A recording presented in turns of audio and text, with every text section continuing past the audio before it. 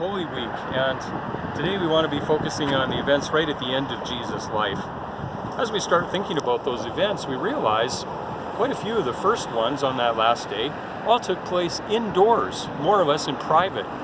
Soon after his arrest on Thursday night, Jesus was taken into the chamber where the Sanhedrin met, the Jewish leaders in Jerusalem, and they tried him there in private all night long. Then we're told early in the morning he was taken from the Sanhedrin over to Pilate's palace, where once again he was tried in the inner chambers just before Pilate himself. Then, according to Luke, Pilate shipped Jesus over to Herod for another semi-private trial and questioning before Herod, before he went back to the barracks where the soldiers beat him and mocked him before taking him out for crucifixion.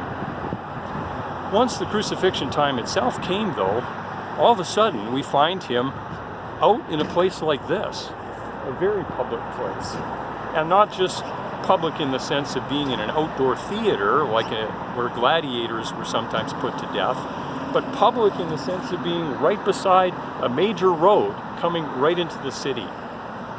Why on earth would Jesus have been crucified in such a public place like that for us? Two reasons, I think.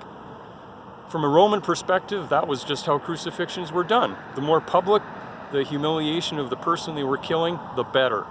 Because a big part of the value of the crucifixion, from their perspective, was the deterrence factor.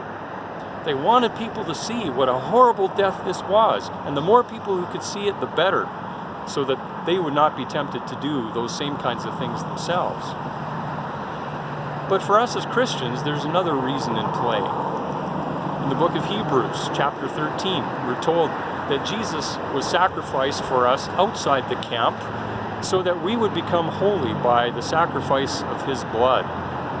The comparison that's being made there is with what happened to the animals that were sacrificed in the temple, because they were taken outside the city too, to be discarded there.